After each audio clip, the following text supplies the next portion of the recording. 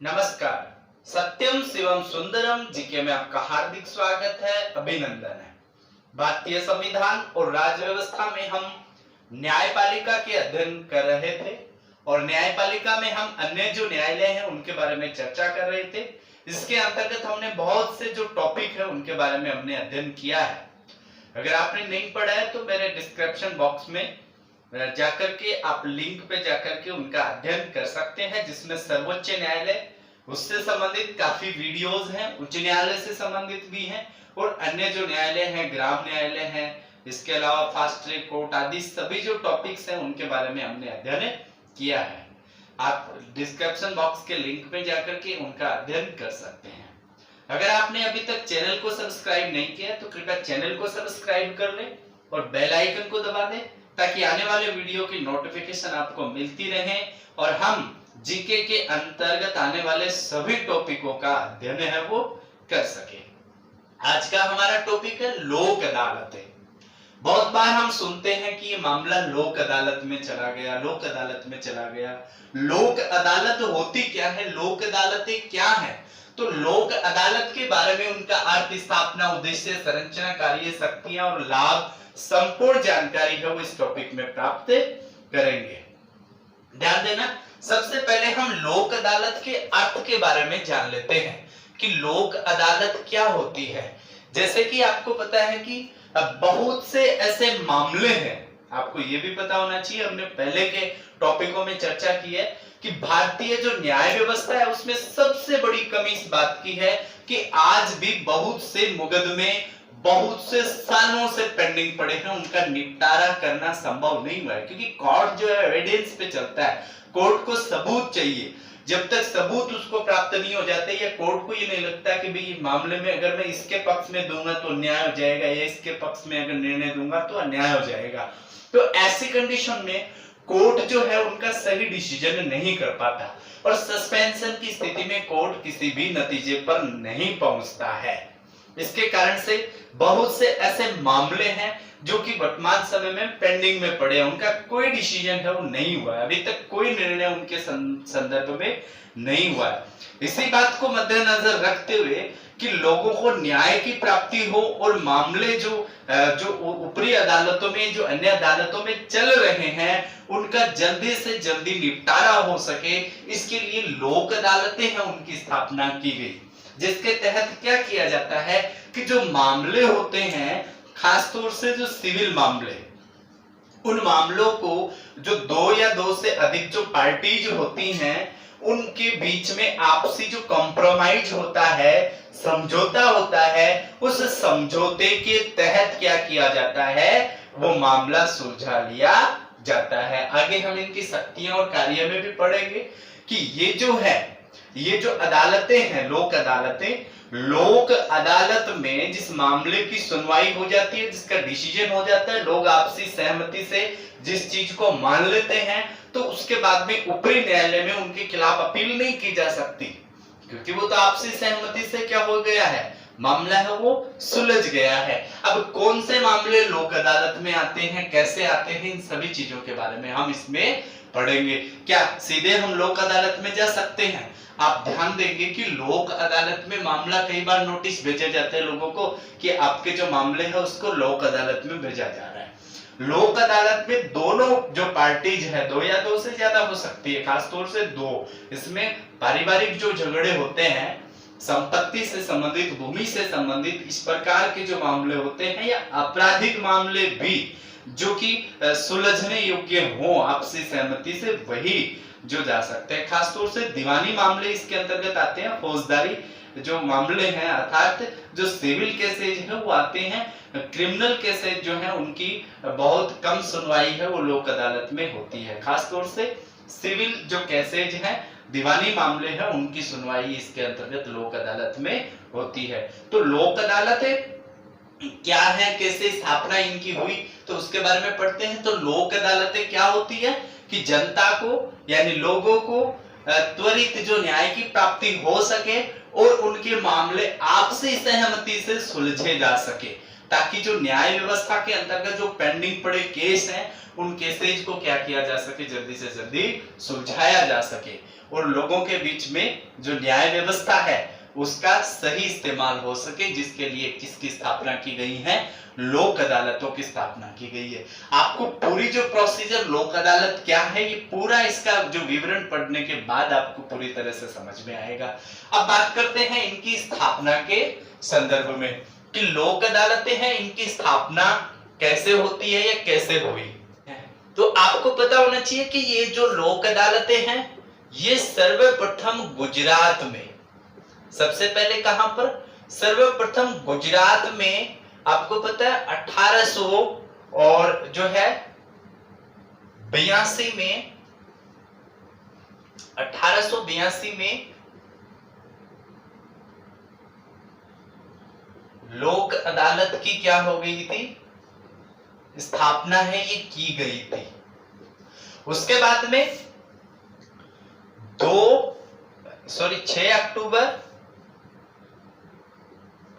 6 अक्टूबर 1985 को जो दिल्ली है, दिल्ली में जो अपने सीजेआई थे उस समय पर, जिनका नाम था भगवती, ठीक है, पीएन भगवती, तो इनके द्वारा है ये, इनकी अध्यक्षता में क्या किया गया था, लोक अदालत की स्थापना है अध्यक्षता में की गई थी। उसके बाद में विधिक सेवा प्राधिकरण अधिनियम 1987 बना, ये आपको ध्यान रखना है।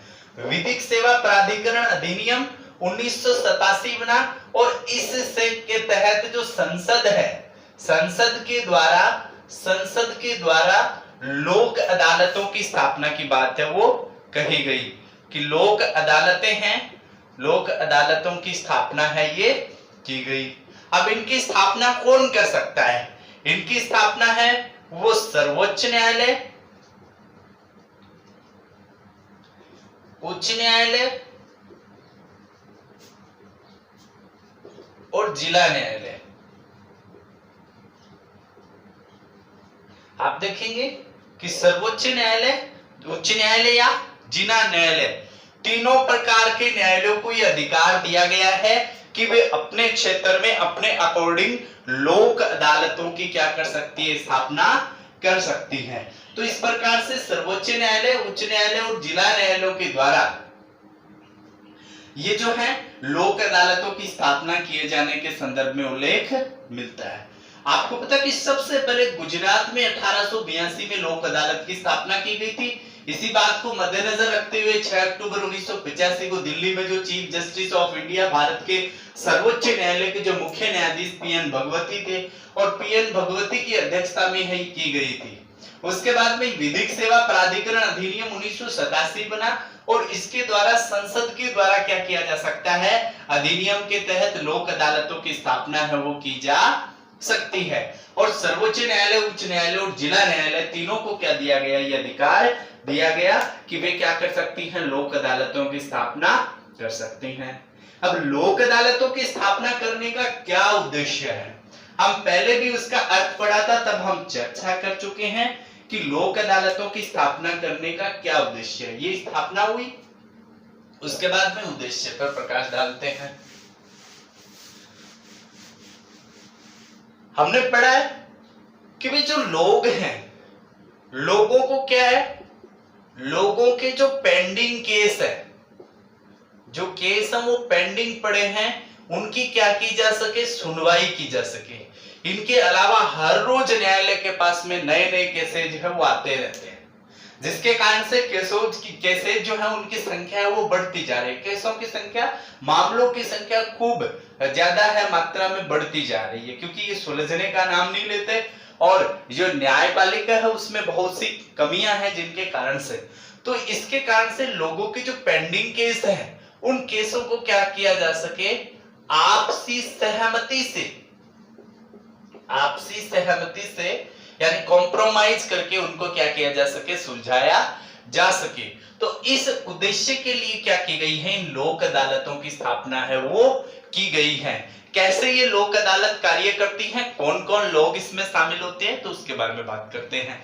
तो लोगों के जो केसेज हैं वो पेंडिंग पड़े हैं और आपसी सहमति से ऐसे केसेज, क्योंकि आपको पता है अदालत में दोनों प्रकार के मामले जाते हैं, दीवानी मामले, फौजदारी मामले, क्रिमिनल केसेज और जो सिविल केसेज। तो सिविल केसेज को क्या किया जा सकता है, सिविल केसेज भूमि की सीमा से संबंधित मामला या किसी के द्वारा किसी की जो जबरदस्ती कब्जे से संबंधित है या संपत्ति के लेन देन से संबंधित है, या फिर किसी कुछ पारिवारिक न्यायालय के बारे में अलग से पढ़ेंगे, लेकिन फिर भी पारिवारिक कुछ जो विवाद होते हैं तो उनके जो मामले होते हैं वो भी क्या किए जा सकते हैं, उनको मामलों की सुनवाई जो अन्य अदालतों में नहीं होकर के लोक अदालतों में क्या हो सकती है, उनकी जल्दी सुनवाई हो सकती है। और इसके साथ साथ जल्दी से जल्दी उनकी तारीखें आ जाती हैं और इसके साथ साथ क्या किया जा सकता है, उनका निपटान है वो भी किया जा सकता है। तो इस उद्देश्य से क्या की गई है, लोक अदालतों की स्थापना की गई है। आइए चर्चा करते हैं इनकी संरचना के बारे में। तो लोक अदालतों की जो संरचना है ये कैसे होती है, कैसे बनते हैं। तो लोक अदालत में एक व्यक्ति होता है न्यायाधीश, दूसरा व्यक्ति वकील हो सकता है और तीसरा जो व्यक्ति है वो कौन हो सकता है, सामाजिक कार्यकर्ता हो सकता है। तो आप देखेंगे कि एक व्यक्ति न्यायाधीश प्लस दो अन्य व्यक्ति हैं वो होते हैं, कौन होते हैं, अन्य व्यक्ति। तो इस प्रकार के तीन जो व्यक्ति हैं, ये तीन व्यक्ति हैं, इन व्यक्तियों का जो समूह है इस समूह को ही क्या कहा जाता है, लोक अदालत कहा जाता है। ये जिस स्थान पर सुनवाई करते हैं उसे क्या कहा जाता है, लोक अदालत कहा जाता है। तो एक व्यक्ति न्यायाधीश जो है वो इसका अध्यक्ष होता है, दूसरा अन्य कोई वकील हो सकता है या दूसरा कोई सामाजिक कार्यकर्ता हो सकते हैं। कुल कितने व्यक्ति होते हैं, तीन व्यक्ति होते हैं। आप ये भी ध्यान रखेंगे कि 2002 से पूर्व जो है ये क्या थी, अस्थायी थी। उसके बाद में 2002 के बाद जो है वो क्या कर दिया गया, इसको स्थायी घोषित कर दिया गया, यानी स्थायी रूप से क्या कर दिया गया, इसको बना दिया गया। तो आप देखेंगे इसके साथ साथ आप देखेंगे कि ये जो पारिवारिक न्यायालय होते हैं और लोक अदालतें होती हैं, खासतौर से अभी लोक अदालत के बारे में बात कर रहे हैं। तो लोक अदालत में पैरवी करने के लिए वकील की आवश्यकता नहीं होती, ये भी आप ध्यान रखने। अपनी पैरवी जो है, अपनी जो बात है वो बात स्वयं रख सकते हैं, अपनी पैरवी स्वयं रख सकते हैं, अपनी बात है वो स्वयं, जो पार्टीज होती हैं, दो जो समूह होते हैं जिनका मुकदमा चल रहा होता है, वो क्या कर सकती हैं, अपनी पैरवी खुद कर सकती हैं, बात है वो स्वयं में रख सकते हैं। ठीक है, सहायक भी रख सकते हैं अगर उनको वकील की जरूरत पड़ती है, वो अपनी बात रखने में सक्षम नहीं है, बताने में सक्षम नहीं है, तो उनकी ओर से वकील है वो भी क्या कर सकता है, ये बातें रख सकता है, परंतु इसमें वकीलों की आवश्यकता नहीं पड़ती है। ये भी आपको विशेष ध्यान रखना है। तो ये है उनके संरचना कि लोक अदालत कैसी होती है। तो लोक अदालत में एक न्यायाधीश होता है जो इसका अध्यक्ष होता है, दो अन्य सदस्य होते हैं। दो अन्य सदस्य कौन होते हैं, एक वकील हो सकता है, सामाजिक कार्यकर्ता भी हो सकता है, जरूरी नहीं है न्यायाधीश ही हो। इनके अलावा ये जो समूह इसको लोक अदालत कहा जाता है। 2002 से पूर्व क्या थी, ये अस्थायी थी, समय पे जब जरूरत पड़ती थी तभी गठित किया जाता था। वर्तमान में ये केसेज जो है उनकी संख्या बढ़ने के कारण से इनको स्थायी है वो कर दिया गया। आइए चर्चा करते हैं कि ये कैसे कार्य करती है, कार्य क्या करती हैं। तो ये लोक अदालतें हैं, ये खास तौर से दीवानी मामलों को ही देखती हैं, दीवानी मामले यानी सिविल केसेज। ठीक है, अब इसमें सिविल केसेज ही देखती हैं, लेकिन मैंने कहा आपको पहले बताया कि फौजदारी मामले भी देखे जा सकते हैं। ऐसे फौजदारी मामले जिनका क्या किया जा सकता है, जिनका समझौता हो सके, जिनका समझौता हो सके। ऐसे आपराधिक मामले कि कुछ व्यक्ति होते हैं जिसने अपराध कर दिया है, वो अपराध उसका क्षम्य होता है कि भाई सामने वाली पार्टी कहती है कोई बात नहीं है, इसने अपराध किया है तो हम लोग इसको क्या करते हैं, माफी मांगने से इसको क्षमा कर देते हैं, अथवा इसको जो इतना दंड है अगर ये देता है तो हम अपना केस है वो वापस ले लेते हैं और आपसे समझौता कर लेते हैं, नहीं तो फिर कोर्ट के द्वारा सजा है वो दिलवाई जाती है। तो ऐसे फौजदारी मामले हैं वो इनके अंतर्गत सुलझाए जाते हैं, तो उनका कार्य है वो भी इनके द्वारा किया जाता है। सिविल केस जो है उसमें भूमि से संबंधित या संपत्ति से संबंधित, ठीक है, भूमि से या संपत्ति से संबंधित या परिवार के झगड़ों से संबंधित, परिवार के झगड़ों से संबंधित जो है मामले हैं वो क्या किए जाते हैं, इस लोक अदालत में सुलझाए जाते हैं। ठीक है, अब सख्ती के बारे में बात कर लेते हैं। तो ये इस प्रकार के मामले हैं, इन मामलों की सुनवाई है वो इस अदालत के द्वारा है वो की जाती है, जैसे कि हमने चर्चा की है। ठीक है, खास तौर से हमने चर्चा की है कि ये जो लोक अदालत है इसका मुख्य जो कार्य है वो कार्य क्या है, समझौते करना, कॉम्प्रोमाइज ही इनका क्या है, समझौता कराना क्या होता है, इनका मुख्य काम होता है, ताकि आगे जो है कोर्ट में इनके जो केसेज है वो नहीं चले। अब बात करते हैं सख्तियों के बारे में।